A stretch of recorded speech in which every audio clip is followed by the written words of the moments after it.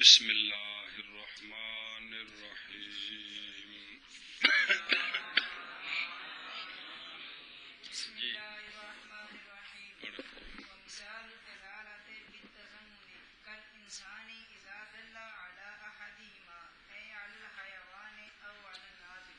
بس دلالت لفظی وضعی چونکہ معتبر ہے اس لیے اس کی بات شروع ہے. دلالت لفظی وضعی کی تین قسمیں ہیں: مطابقی، تضمنی تے التزامی. وجہ اثر بھی آ گئی ہے، تینوں کی تعریف بھی آ گئی ہے، مثال چل رہی ہے.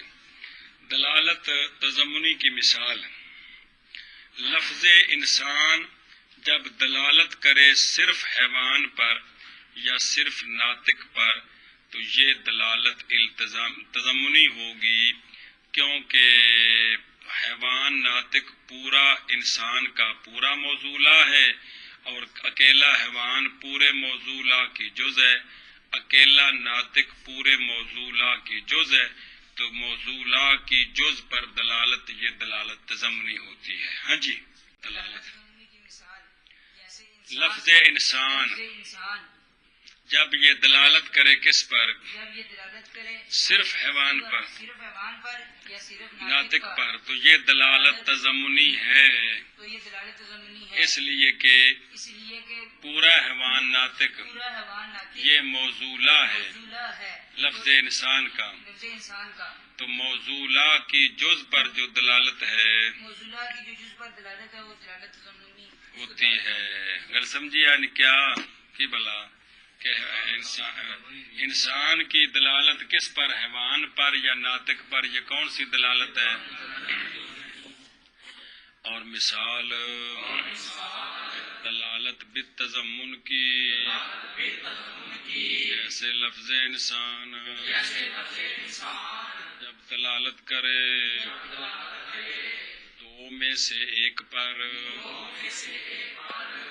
یہ متن کے اندر تھا علی احدہما کہ کوئی نہیں متن وچ ہے وعلی احدہما. تو ہما ضمیر کا مرجع کون ہے؟ شارح صاحب نے اے کے ساتھ مرجع بیان کیا. سمجھ آئیے؟ ہر شے دا دھیان رکھی دا مطالعہ کرنے لگا، یعنی حیوان پر یا ناطق پر. جی. اور مثال دلالت بالتضمن کی جیسے لفظ انسان جب دلالت کرے ان دو میں سے ایک پر یعنی حیوان پر یا ناطق پر. اور مثال دلالت بالتضمن کی جیسے لفظ انسان جب دلالت کرے ان دو میں سے ایک پر یعنی حیوان پر یا ناطق پر. وَإِنَّمَا سُمِّيَتْ هَذِهِ الدَّلَالَةُ تَضَمُّنًا لِأَنَّهُ يَدُلُّ عَلَى الْجُزْءِ الَّذِي فِي ضِمْنِهِ. لفظ دلالت کرے معنی موضوع کی جز پر، اس کو دلالت تضمنی کیوں کہتے ہیں؟ وجہ تسمیہ. تو وہ اس لیے کہ تضمن کا معنی ہوتا ہے کسی چیز کے اندر ہونا، کسی میں داخل ہونا.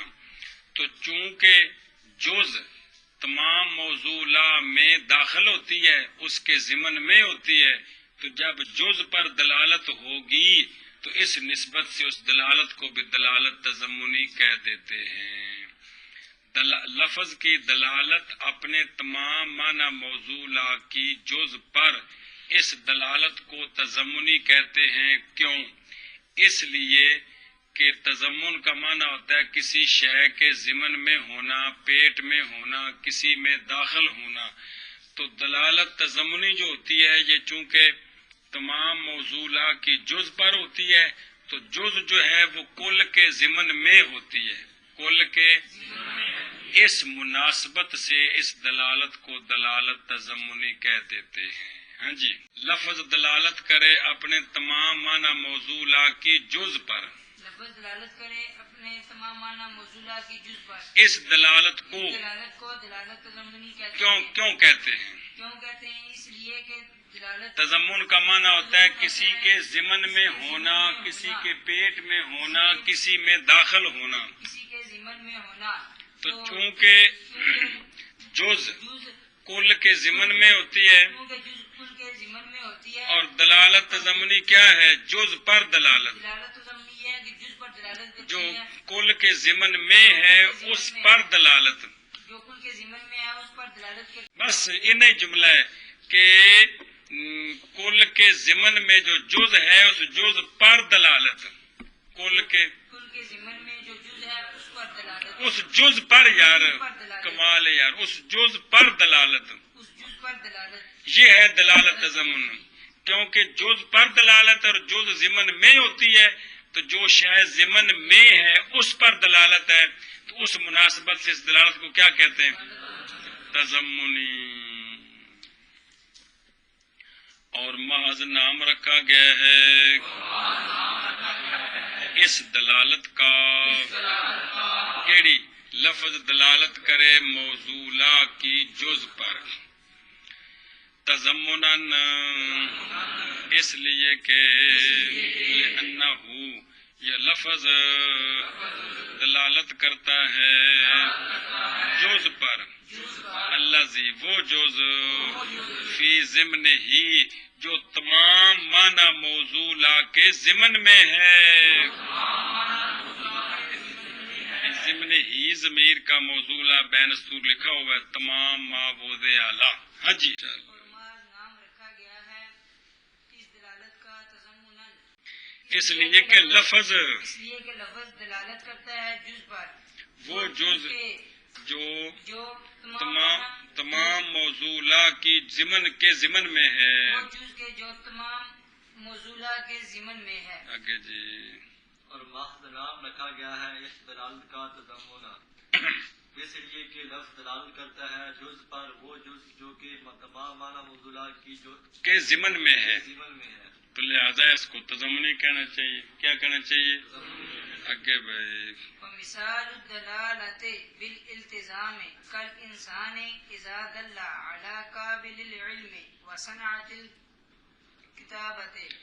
اچھا جی، لفظ دلالت کرے معنی موضوع کے خارج لازم پر، یہ دلالت التزامی ہوتی ہے۔ اس کی مثال کہ لفظ انسان جب دلالت کرے حیوان ناطق کے لازم پر، کون؟ قابل علم صنعت کتابت، یعنی انسان جو ہے وہ علم کے قابل ہے، انسان کتابت کے قابل ہے، اس پر جب لفظ انسان دلالت کرے گا تو چونکہ موضوع تو ہے کون؟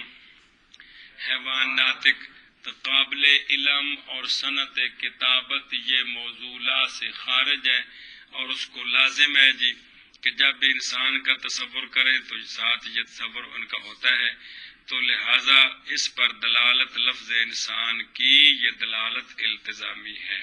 ہاں جی، التزامی کی مثال جیسے کہ لفظ انسان دلالت کرے کس پر؟ قابل علم پر، اور صنعت کتابت پر، تو چونکہ قابل علم اور صنعت کتابت لفظ انسان کا معنی موضوع نہیں ہے، چونکہ قابل علم اور صنعت کتابت کا مطلب ہے بے کاتب ہونے دی صلاحیت ہونا، کاتب لکھنے دی صلاحیت انسان وچ ہے، تو تائیں تے انسان لکھنے دا ول سکھ لیندا ہے جی جی۔ قابل علم اور صنعت کتابت پر انسان لفظ انسان کی دلالت، انسان کی دلالت ہے، یہ دلالت التزامی ہے، کیونکہ لفظ انسان کا موضوع کیا ہے؟ کیونکہ لفظ انسان کا موضوع حیوان ناطق ہے، حیوان ناطق ہے، اور یہ حیوان ناطق سے یہ حیوان ناطق سے خارج لازم ہے۔ اور مثال دلالت بالالتزام کی، جیسے لفظ انسان جب دلالت کرے قابل علم پر اور صنعت کتابت پر، اور مثال دلالت بالالتزام کی، جیسے لفظ انسان جب دلالت کرے قابل علم پر اور صنعت کتابت پر۔ اور مثال دلالت بالالتزام کی، جیسے لفظ انسان جب دلالت کرے قابل علم پر اور صنعت کتابت پر۔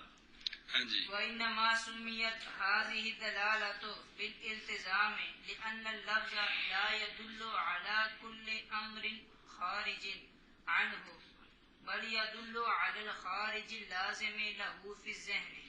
اچھا جی، لفظ دلالت کرے اپنے معنی موضوعہ کے خارج لازم پر تو اس دلالت کو التزامی کیوں کہتے ہیں؟ وجہ یہ ہے کہ لفظ اپنے معنی موضوعہ کے علاوہ ہر کسی پر دلالت نہیں کرتا، بلکہ اپنے معنی موضوعہ کے علاوہ صرف اس پر دلالت کرتا ہے جو لفظ کے موضوعہ کو ذہن میں لازم ہوتا ہے، ذہن میں لازم ہوتا ہے۔ تو لزوم اور التزام کا ایک ہی معنی ہوتا ہے، چونکہ خارج پر جو دلالت ہے اس خارج پر دلالت ہے جو خارج لفظ کے موضوعہ کو ذہن میں لازم ہے، لازم مشتق ہے لزوم سے، تو لزوم اور التزام کا ایک ہی معنی ہے۔ اس مناسبت سے اس دلالت کو التزامی کہہ دیتے ہیں کہ اس میں لزوم پایا جاتا ہے۔ ہاں جی، دلالت بالالتزام، دلالت التزامی، لفظ کی دلالت ہو موضوعہ کے خارج لازم پر، لفظ کی دلالت ہو موضوعہ کے خارج لازم پر تو اس دلالت کو یار اس دلالت کو دلالت التزامی کہتے ہیں۔ کیوں؟ کیوں کہتے ہیں؟ اس لیے کہ لفظ موضوع اپنے موضوعہ کے اس لیے کہ لفظ اپنے موضوعہ کے ہر خارج پر دلالت نہیں کرتا، خارج پر دلالت نہیں کرتا، بلکہ اس خارج پر دلالت کرتا ہے جو لفظ کے موضوعہ کو ذہن میں لازم ہو، موضوعہ کو ذہن میں لازم ہو۔ ذہن میں لازم ہو، گل سمجھیا؟ تو چونکہ تو لازم مشتق ہے لزوم سے، لزوم اور التزام کا ایک معنی ہے، تو لہذا اس مناسبت سے اس دلالت کو دلالت کہتے ہیں۔ آخر نے کیا لفظ دلالت کرے اپنے معنی موضوعہ کے خارج لازم پر تو اس دلالت کو اس دلالت کو بالالتزام کیوں کہتے ہیں؟ دلالت التزامی آخ یار جڑے نہ پکایا نے کمال ہے یار، التزامی کیوں کہتے ہیں؟ وہ اس لیے کہتے ہیں کہ لفظ اپنے معنی موضوعہ کے ہر خارج پر دلالت نہیں کرتا، لفظ اپنے معنی موضوعہ ہر خارج پر دلالت نہیں کرتا، بلکہ اس خارج پر دلالت کرتا ہے جو لفظ کے موضوعہ کو ذہن میں لازم ہو، بلکہ اس خارج پر دلالت کرتا ہے جو لفظ کو ذہن میں جو لفظ کے موضوعہ کو ذہن میں لازم ہو، جو لفظ کے موضوعہ کو ذہن میں لازم ہو، لازم ہو، تو اور لازم مشتق ہے لزوم سے، اور لازم مشتق ہے لزوم، لزوم اور التزام کا ایک ہی معنی ہے، لزوم اور التزام کا ایک ہی معنی تو ہے۔ چونکہ اس دلالت میں لزوم کو دخل ہے،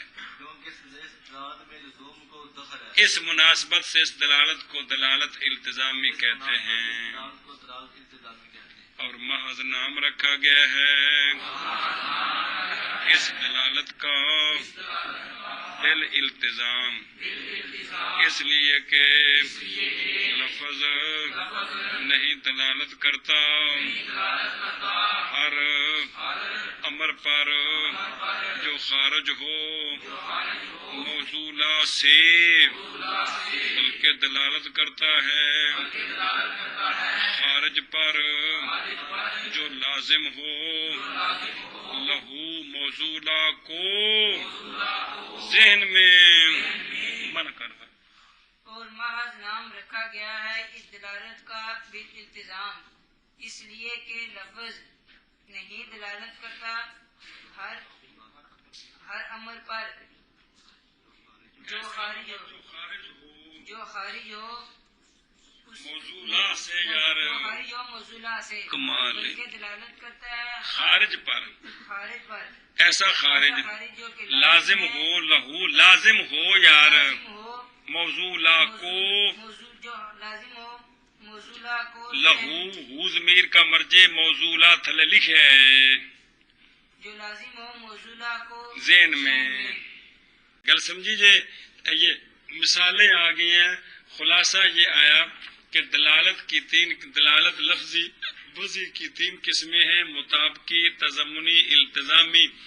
پورے موضوعہ پر دلالت مطابقی ہے، موضوعہ کے جز پر دلالت تضمنی ہے، موضوعہ کے خارج لازم ذہنی پر دلالت التزامی ہے۔ وَإِنَّمَا قَيَّدَ سے جو سبق ہے نا وہ یہ ہوگا کہ موضوعہ دلالت التزامی میں لزوم ذہنی کی شرط کیوں لگائی ہے، کل سمجھیے۔ مولا صلی